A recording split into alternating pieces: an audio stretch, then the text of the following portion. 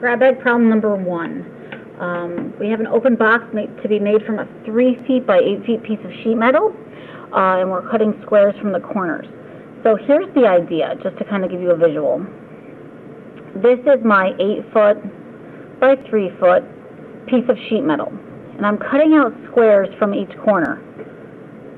So this is what I'm doing. I'm cutting out each square, and then I'm folding up what's left. So if you kind of look at this, let me try to sketch this out for you.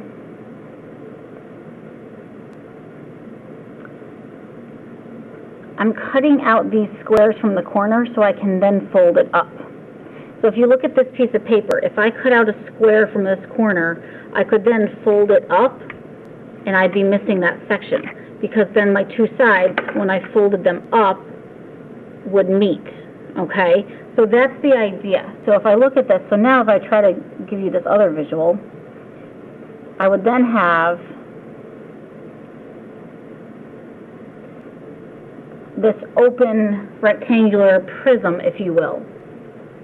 Looking at this, because the length of the whole sheet of metal that I had, it started as 8 feet long, but I'm cutting out squares from both sides. We don't know the dimensions of those squares, so therefore I can call it X. So everything I'm cutting out, this right here and this right here, this is a square that has a length of X. Well, if I cut out this corner, I'm also cutting out this corner over here, so that, if you look at this, my new length is going to be 8 minus 2x. The same idea for this side here. It was 3 feet, but now if I cut out this square, and then the same square up top, then that's going to become a 3 minus 2x. Now if x is what I'm cutting out, when you fold it up, that becomes your height. So this is what I'm looking at here for my box. So again, I think that's the hardest part. Once you get this down, I think you're going to be ready to go on this question. I'm trying to maximize the volume that the box can have. If I want to maximize the volume, then I need a formula for volume. So in this case, it's just length times width times height. X times 3 minus 2x times 8 minus 2x. Now think about it. Everything comes back to your justifications. If you want a maximum, then you want its derivative. I'm maximizing volume, so I want the volume derivative to be 0 or d and e, and have a sign change plus to minus. So I need this formula for volume. I'm going to simplify this so I can take its derivative. So that's going to be x times, let's see here, 24 minus 22x plus a 4x squared. If I distribute that, I'm going to distribute and rearrange this. If I distribute it, I'm going to have a 4x to the third minus a 22x squared plus a 24x. So here's my formula for volume. Again, I want to maximize the volume. So I want to know, when does v prime equal 0 or d and e? So if I take the derivative, 12x squared minus 44x plus 24. When does the volume equal 0 or d and e? Get rid of that. So now I'm just factoring. I'm going to take out a 4.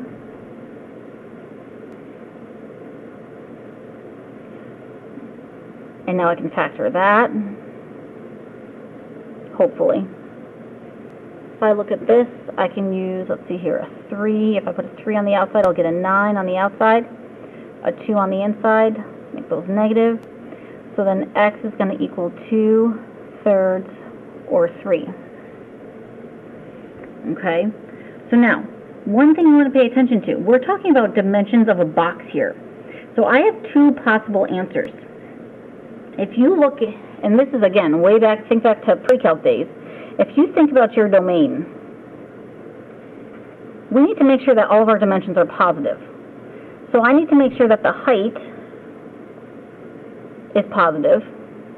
I need to make sure that the width is positive, and I need to make sure that the length is positive. So I need to make sure everything's positive. So this one's all set. I need to make sure that x is greater than 0. If I solve this, if I subtract 3 and then divide by a -2, I'm going to end up with x is less than 3/2. And then if I do this here, I'm going to end up with x has to be less than 4.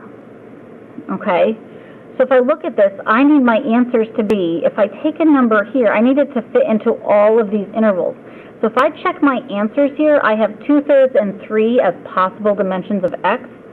Going back to the original, 3 is not a dimension that's going to work because I need an answer for x that's going to satisfy all 3 of these. So 3 I'm going to reject.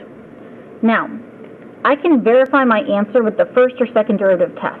The first derivative test, that's just your f prime number line with a sign change. My second derivative test is if I take the second derivative, and if I look back up here, I'm just going to take the second derivative here, and I'm going to get a 24x minus 44. If I substitute this point in here, the second derivative at 2/3, that's the second derivative, then I'm going to get 16 minus 44, which is a negative answer. If the second derivative is negative, that means my function is concave down, therefore I have a maximum. Okay? And conveniently, I'm trying to maximize the volume. I should end up with a maximum, and I did. So now what I have to do, the maximum is when x is 2/3, but I have to find the max volume. So I need to substitute 2/3 into the volume formula. So that's what I have to do now. So I'm going to do 4 times 2/3 cubed minus 22 times 2/3 squared plus 24 times 2/3. So to find my max volume, I'm going to set, I know that x is 2/3, so on my calculator, I'm going to do 2/3, and I'm going to store that as x. And now I'm going to type in my original volume formula. Now you can go to either version of it. You can type it in the after distributing or in the original.